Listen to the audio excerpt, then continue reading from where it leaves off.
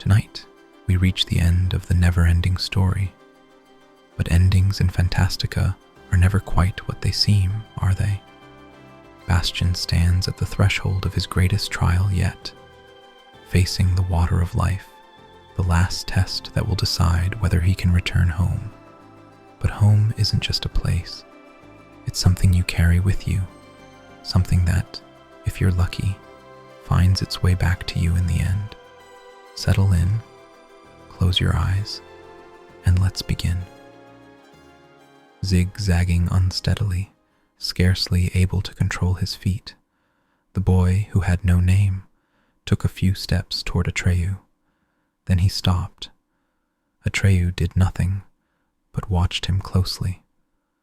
The wound in his chest was no longer bleeding. For a long while they faced each other. Neither said a word. It was so still they could hear each other's breathing. Slowly, the boy without a name reached for the gold chain around his neck and divested himself of Orin. He bent down and carefully laid the gem in the snow before Atreyu.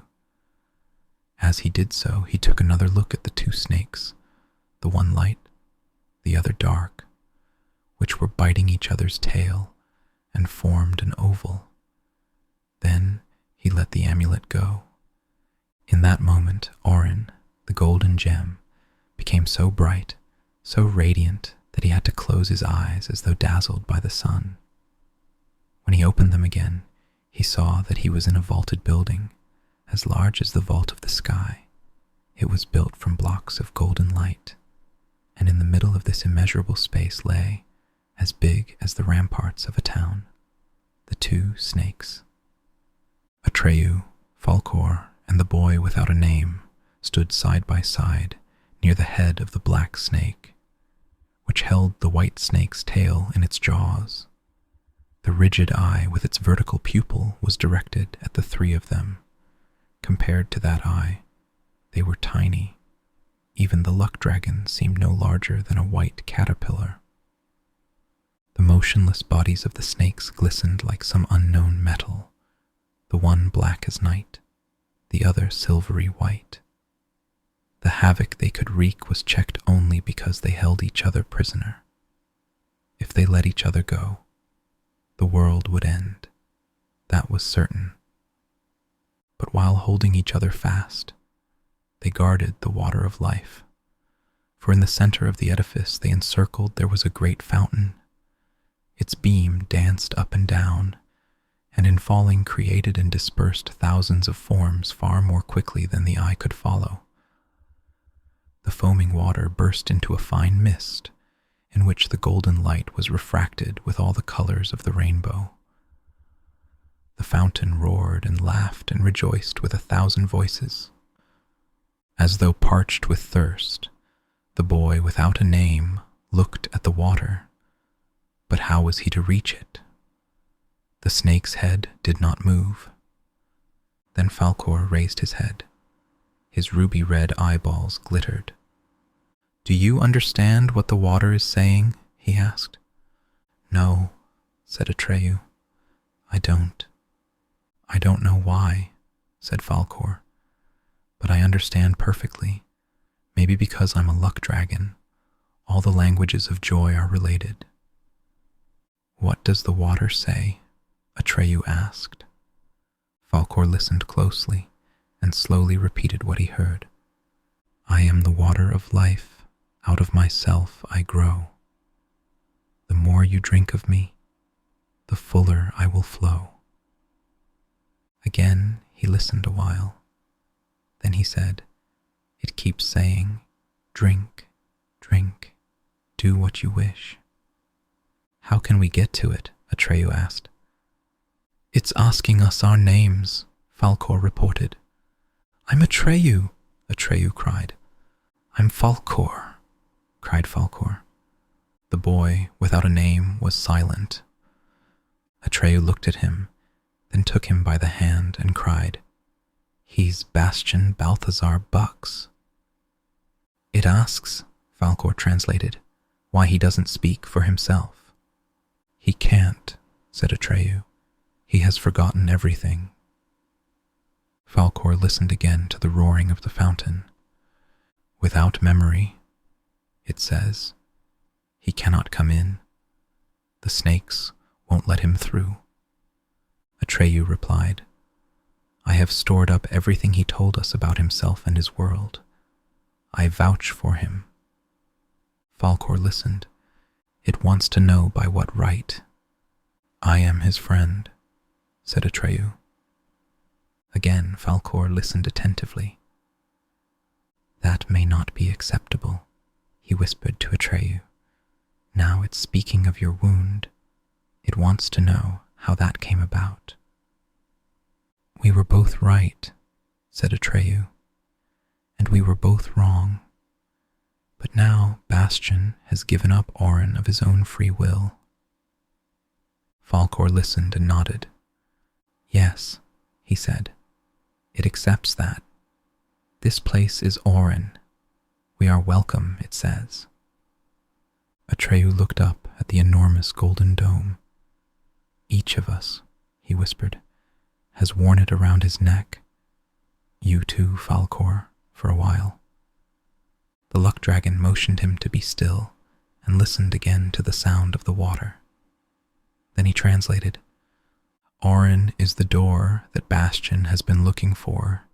He carried it with him from the start. But, it says, the snakes won't let anything belonging to Fantastica cross the threshold.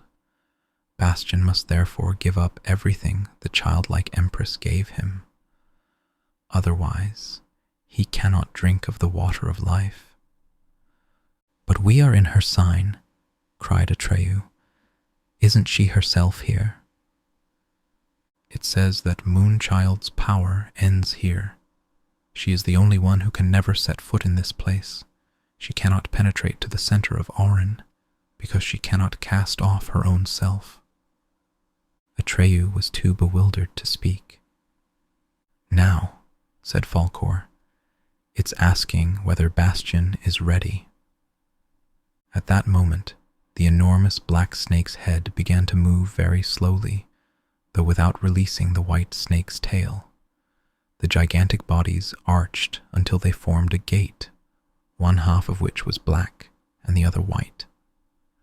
Atreyu took Bastian by the hand and led him through the terrible gate toward the fountain, which now lay before them in all its grandeur. Falkor followed. As they advanced, one after another of Bastian's Fantastican gifts fell away from him. The strong, handsome, fearless hero became again the small, fat, timid boy.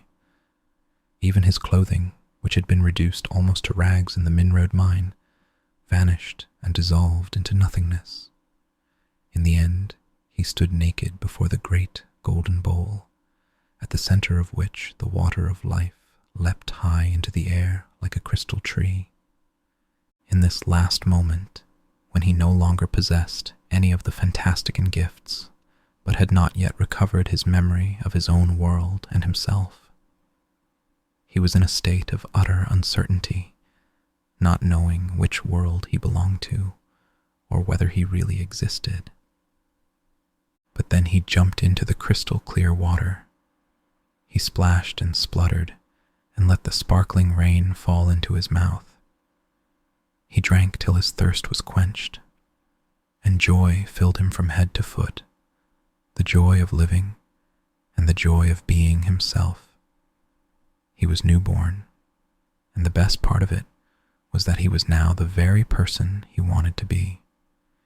If he had been free to choose, he would have chosen to be no one else, because now he knew that there were thousands and thousands of forms of joy in the world, but that all were essentially one and the same, namely, the joy of being able to love.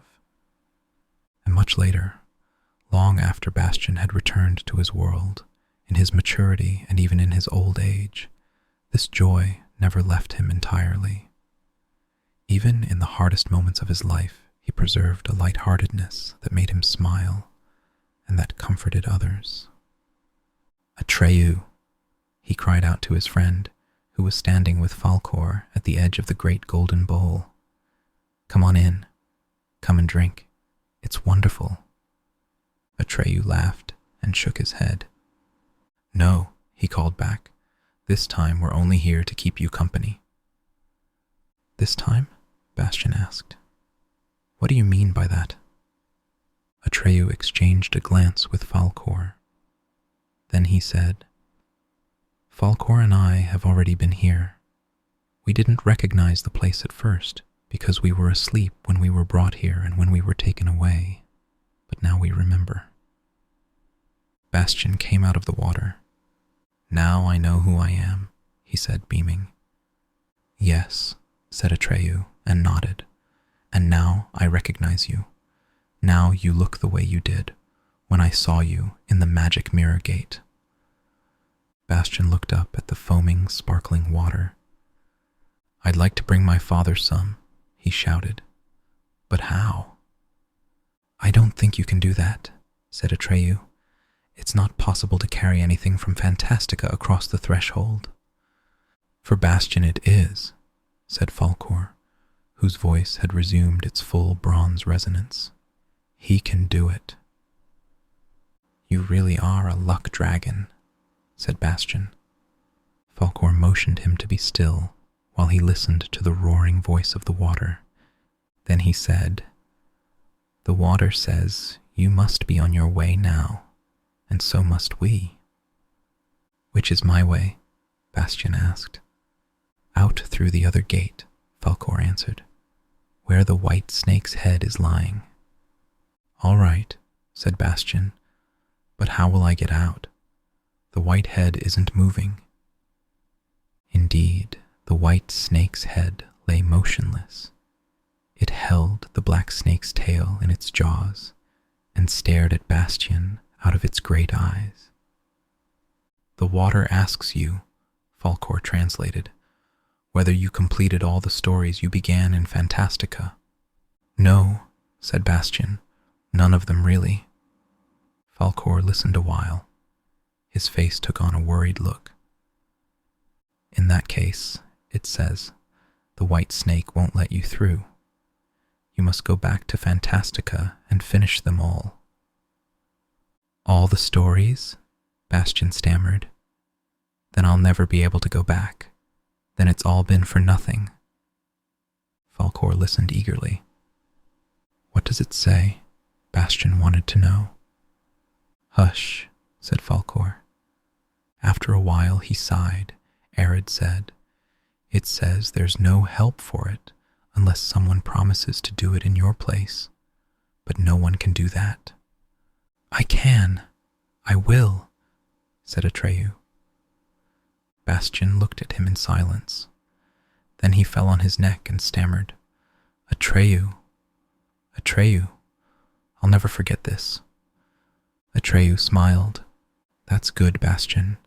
Then you won't forget Fantastica either." He gave him a brotherly pat on the back, then quickly turned around and headed for the black snake's gate, which was still upraised and open as when they had entered. "Falkor," said Bastian, "how will you and Atreyu finish the stories I have left behind?" The white dragon winked one of his ruby-red eyes and replied, "With luck, my boy, with luck." Then he followed his friend and master. Bastian watched as they passed through the gate on their way back to Fantastica. They turned again and waved to him. Then, as the black snake's head sank to the ground, Atreyu and Falkor vanished from Bastian's sight. Now he was alone.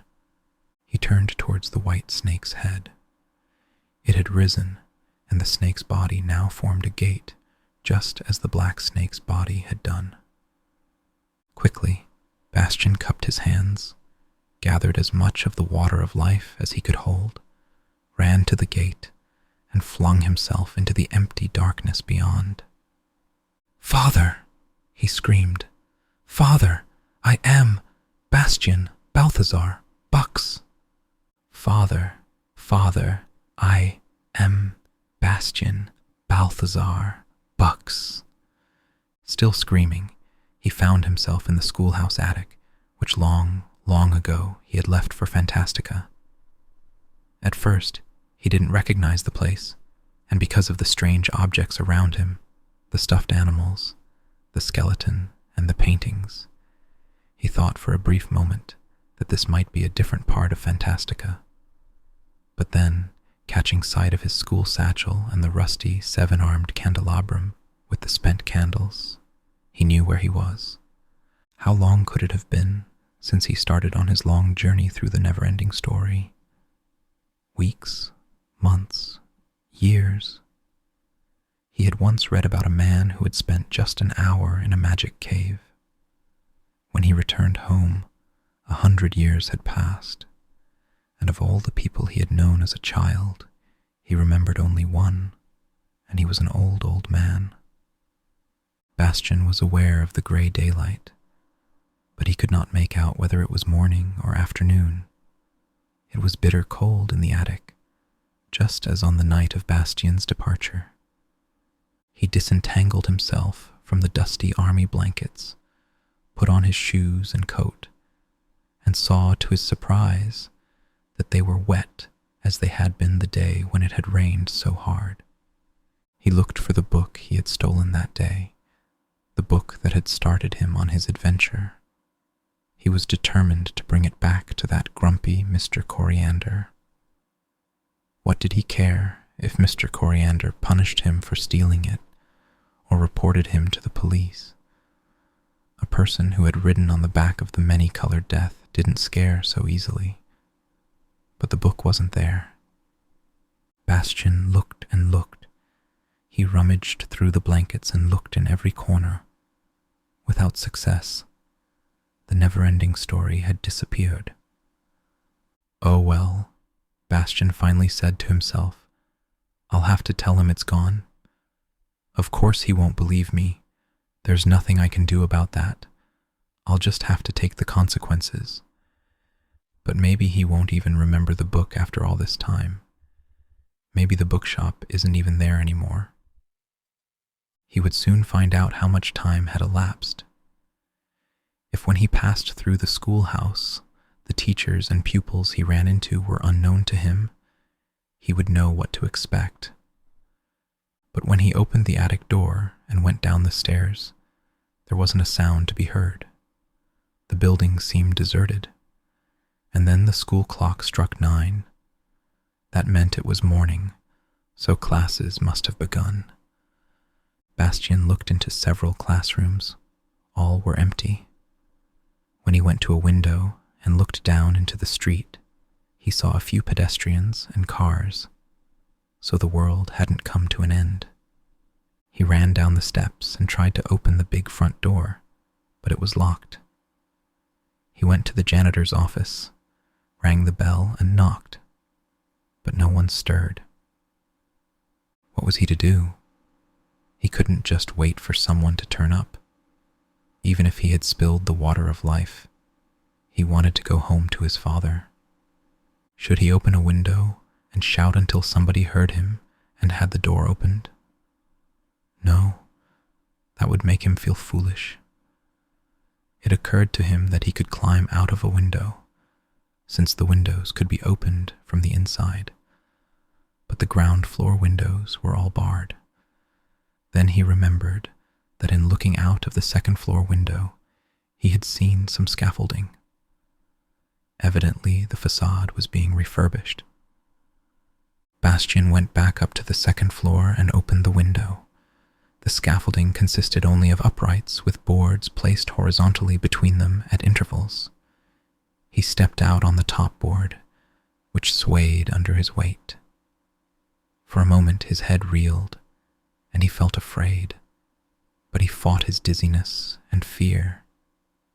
To someone who had been Lord of Perilyn, this was no problem, even if he had lost his fabulous strength, and even though the weight of his little fat body was making things rather hard for him.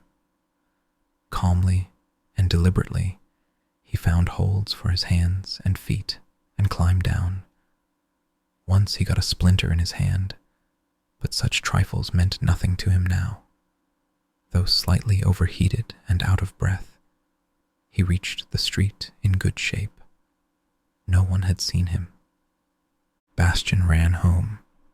He ran so hard that the books and pens in his satchel jiggled and rattled to the rhythm of his steps. He had a stitch in his side, but in his hurry to see his father, he kept on running. When at last he came to the house where he lived, he stopped for a moment and looked up at the window of his father's laboratory. Then, suddenly, he was seized with fear. For the fast time it occurred to him that his father might not be there anymore, but his father was there and must have seen him coming. For when Bastian rushed up the stairs, his father came running to meet him. He spread out his arms, and Bastian threw himself into them. His father lifted him up and carried him inside. "Bastian, my boy," he said over and over again. "My dear little boy, where have you been? What happened to you?" A few minutes later, they were sitting at the kitchen table, and Bastian was drinking hot milk and eating breakfast rolls, which his father had lovingly spread with butter and honey. Then the boy noticed that his father's face was pale and drawn, his eyes red, and his chin unshaven. But otherwise he looked the same as he had long ago when Bastian went away, and Bastian told him so. "Long ago?" his father asked in amazement. "What do you mean? How long have I been gone?" "Since yesterday, Bastian, since you went to school. But when you didn't come home, I phoned your teachers and they told me you hadn't been there. I looked for you all day and all night, my boy. I feared the worst. I put the police on your trail." "Oh God, Bastian, what happened? I've been half crazy with worry. Where have you been?" Then Bastian began to tell his father about his adventures. He told the whole story in great detail. It took many hours. His father listened as he had never listened before. He understood Bastian's story. At about midday, he interrupted Bastian for a little while. First, he called the police to tell them his son had come home and that everything was all right. Then he made lunch for both of them, and Bastian went on with his story. Night was falling by the time Bastian came to the water of life and told his father how he had wanted to bring him some, but had spilled it. It was almost dark in the kitchen. His father sat motionless. Bastian stood up and switched on the light, and then he saw something he had never seen before. He saw tears in his father's eyes, and he knew that he had brought him the water of life after all. Bastian's father sat him down on his lap and hugged him. When they had sat like that for a long while, his father heaved a deep sigh, looked into Bastian's face, and smiled. It was the happiest smile Bastian had ever seen on his face. "From now on," said his father, "everything is going to be different between us. Don't you agree?" Bastian nodded. He couldn't speak. His heart was too full. Next morning, the winter's first snow lay soft and clean on Bastian's windowsill. The street sounds that came to him were muffled. "Do you know what, Bastian?" said his father at breakfast. "I think we two have every reason to celebrate.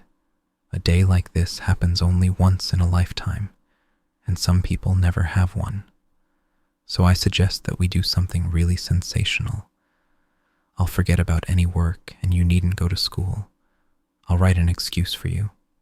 How does that sound?" "School?" said Bastian. "Is it still operating? When I passed through the building yesterday, there wasn't a soul. Not even the janitor was there." "Yesterday," said his father. "Yesterday was Sunday." Bastian stirred his cocoa thoughtfully. Then he said in an undertone, I think it's going to take me a little while to get used to things again." "Exactly," said his father. "And that's why we're giving ourselves a little holiday. What would you like to do? We could go for a hike in the country, or we could go to the zoo. Either way, we'll treat ourselves to the finest lunch the world has ever seen. This afternoon, we could go shopping and buy anything you like. And tonight, how about the theater?" Bastian's eyes sparkled. Then he said firmly, "Wonderful. But there's something I must do first. I have to go and tell Mr. Coriander that I stole his book and lost it." Bastian's father took his hand. "If you like," he said, "I'll attend to that for you." "No," said Bastian, "it's my responsibility. I want to do it myself, and I think I should do it right away." He stood up and put on his coat. His father said nothing, but the look on his face was one of surprise and respect. Such behavior in Bastian was something new. "I believe," he said finally, "that I too will need a little time to get used to things." Bastian was already in the entrance hall. "I'll be right back," he called. "I'm sure it won't take long. Not this time." When he came to Mr. Coriander's bookshop, his courage failed him after all. He looked through the pane with the ornate lettering on it. Mr. Coriander was busy with a customer, and Bastian decided to wait. He walked up and down outside the shop. It was snowing again. At last, the customer left. "Now," Bastian commanded himself. Remembering how he had gone to meet Graugerman in Goab, the desert of colors, he pressed the door handle resolutely. Behind the wall of books at the far end of the dimly lit room, he heard a cough. He went forward. Then, slightly pale but with grave composure, he stepped up to Mr. Coriander, who was sitting in his worn leather armchair as he had been at their last meeting. For a long time, Bastian said nothing. He had expected Mr. Coriander to go red in the face and scream at him, "Thief, monster," or something of the kind.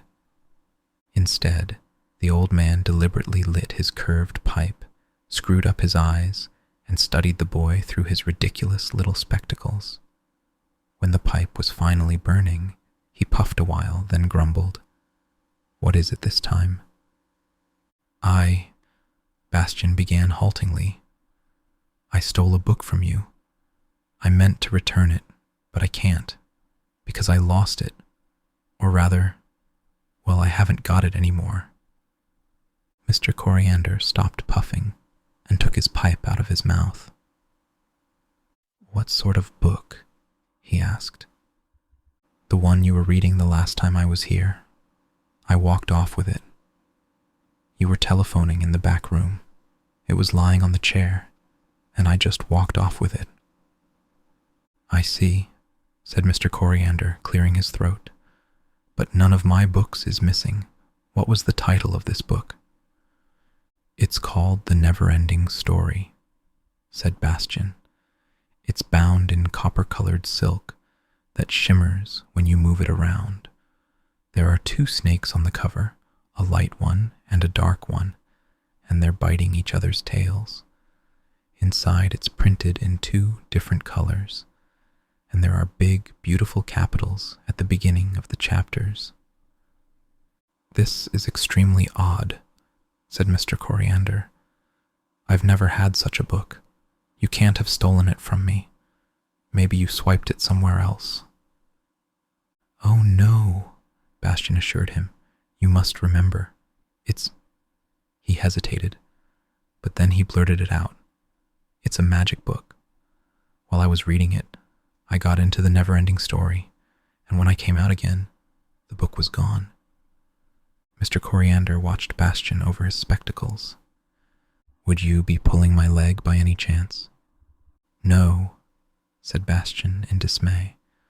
"Of course not. I'm telling you the truth. You must know that." Mr. Coriander thought for a while, then shook his head. Better tell me all about it. Sit down, boy. Make yourself at home. He pointed his pipe stem at a second armchair, facing his own, and Bastian sat down. And now, said Mr. Coriander, tell me the whole story, but slowly, if you please, and one thing at a time. And Bastian told his story. He told it a little more briefly than he had to his father, but since Mr. Coriander listened with keen interest and kept asking for details, it was more than 2 hours before Bastian had done. Heaven knows why, but in all that long time, they were not disturbed by a single customer.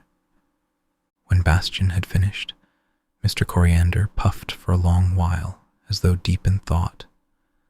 At length he cleared his throat, straightened his little spectacles, looked Bastian over, and said, One thing is sure, you didn't steal this book from me, because it belongs neither to me, nor to you, nor to anyone else.